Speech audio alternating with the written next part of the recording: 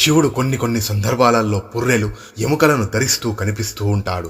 అలాగే స్వామి శ్మశానాలలో తిరుగుతుంటాడని, చితాభస్మాన్ని ధరిస్తుంటాడని చాలా పురాణాలలో మనం వింటూనే ఉంటాము. ఇదంతా మంగళ విరుద్ధమైనది కదా అనే భావన మనలో చాలా మందికి కలుగుతూనే ఉంటుంది. కానీ మంగళానికే మంగళకారుడైన దేవుడు ఎందుకిలా ఉండాల్సి వచ్చింది అనే విషయాన్ని ఈ కథా సందర్భంలో మనకు కనిపిస్తూ ఉంది. అలాగే అమంగళం, అపవిత్రత సోకుతున్నాయన్నప్పుడు వాటి నుంచి బయటపడి పవిత్రతను పొందటానికి ఒక చిన్న మంత్రం ఉంది. ఆ మంత్రం గురించి ఇక్కడ ప్రస్తావితమైంది. సమాజంలో కొంతమంది దుర్మార్గులు దైవాన్ని ఆరాధిస్తూ తమకు మేలు చేయమంటూ పూజలు చేస్తూ ఉంటారు. మరి వారు దుర్మార్గులైతే ఆ దేవతలు వారి కోరికలను ఎందుకు తీరుస్తున్నారు అని ఓ సందేహం కలుగుతుంది. నిజమే, వారు దుర్మార్గులే. వారు చేసిన పూజ నిష్కల్మషమైనది. అందుకే వారిని దైవం అనుగ్రహిస్తూ ఉంటాడు. వారి దుర్మార్గాన్ని మాత్రం దేవుడు ఓ కంట పెడుతూ దురాఘాతాలను చేసినందుకు తగిన ప్రతిఫలాన్ని వారు అనుభవించేలా చేసి తీరుతాడు. ఇలాంటి విషయం గురించి పద్మపురాణం ఉత్తరాఖండం 41వ అధ్యాయంలో ఒక కథ ఉంది. ఈ కథలో మహావిష్ణువే ఈశ్వరుణ్ణి ప్రేరేపించి నాస్తిక మతాన్ని, అంటే దైవదూషణం, వేదనింద, విచ్చలవిడితనం లాంటి వాటిని ప్రచారం చేయించినట్లు ఉంది. దీనినే పాషాండ మతం అని కూడా అంటారు. కథాసారానికి వస్తే పార్వతీదేవి పరమేశ్వరుణ్ణి ఒకసారి ఇలా ప్రశ్నించింది: స్వామి, శ్మశానంలో తిరగటం, ఎముకలు, పుర్రెలు మాలలుగా ధరించి బూడిద రాసుకొని ఉండటం ఇవన్నీ అశూచిక లక్షణాలు. అలాంటి వాటిని ఎందుకు ధరిస్తున్నారు అని ఆమె ప్రశ్నించింది. అప్పుడు పరమేశ్వరుడు భస్మ అస్థిధారణ చేస్తూ అశూచిగా ఉండటం వెనుక జరిగిన ఒక సంఘటన వివరించాడు. పూర్వం దేవతలకు రాక్షసులకు యుద్ధం జరుగుతూ ఉండేది. దేవతలను రాక్షసులు ఎప్పుడూ బాధిస్తూ ఉండేవారు. దేవతలు వరాలను ఇచ్చి తీరాల్సిన పరిస్థితి ఏర్పడేది. ఆ వర ప్రభావంతో దానవులు విర్రవీగుతూ దేవతలను విపరీతంగా బాధిస్తుండేవారు. ఆ బాధను తట్టుకోలేక ఒకసారి ఇంద్రాదులంతా వైకుంఠానికి చేరి శ్రీ మహావిష్ణువును శరణు వేడారు. విష్ణువు క్షణకాలం ఆలోచించి పరమేశ్వరుణ్ణి పిలిపించాడు.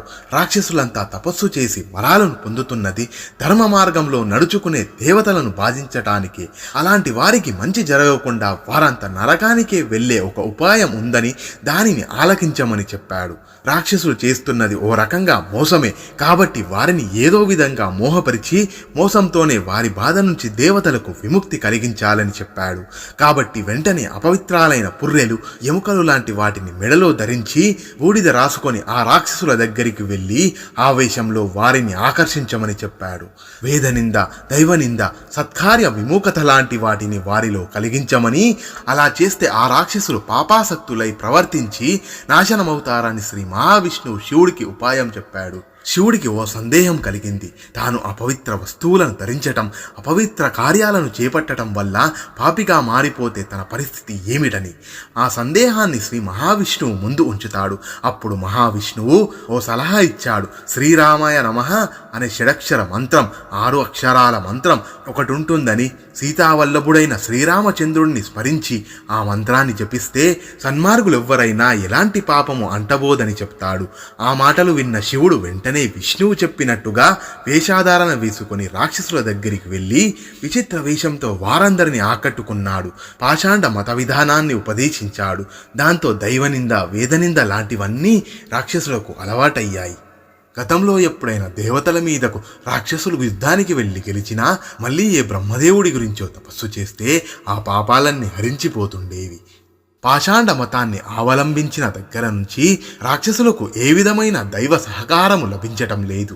దాంతో తేజస్సంతా క్షీణించి నశించసాగారు. ఈ విషయాన్నంతా శివుడు పార్వతీదేవికి వివరించి శ్రీ మహావిష్ణువు ఆజ్ఞానుసారం శిష్టరక్షణ కోసమే తానలా భస్మ ఆస్తిధారణ చేస్తూ బూడిద పూసుకొని శ్మశానంలో తిరుగుతూ ఉంటున్నట్టు చెప్పాడు. త్రిపురాసుర, వృత్రాసుర లాంటి రాక్షసుల విషయంలో కూడా ఆ రాక్షసులు ధర్మంగా తపస్సు చేసిన పరిస్థితికి మెచ్చి దైవం వారికి వరాలిచ్చినట్టు కనిపిస్తోంది. ఆ రాక్షసుల ఆగడాలు మరీ మితిమీరిపోయినప్పుడు మాత్రం ధర్మరక్షణ కోసం దైవం చిత్ర విచిత్ర రీతుల్లో వధించినట్లు కనిపిస్తోంది. ఈ కథా సందర్భం పూజలు, ఆరాధనలు, తపస్సులు వంటివి చేసి దైవాన్ని మెప్పించేవారు, వరాలు పొందేవారు ఆ వరాలను ధర్మ పరిరక్షణకు మాత్రమే వినియోగించాలని, అలా కాని పక్షంలో శిక్ష పడి తీరుతుందనే ఒక హెచ్చరిక అంతర్లీనంగా ఉంది. ఈ కథలోనే 6 అక్షరాల శ్రీరామాయ నమః మంత్ర ప్రభావం శైవ వైష్ణవ సామరస్యం లాంటివి చెప్పారు. ఇలా ఆ మహాశివుడు పార్వతీదేవికి కొన్ని రహస్యాలు చెప్పాడు. మరో వీడియోలో మరో కథతో మీ ముందుకి వస్తాను. అంతవరకు సెలవు. ఓం నమ శివాయ.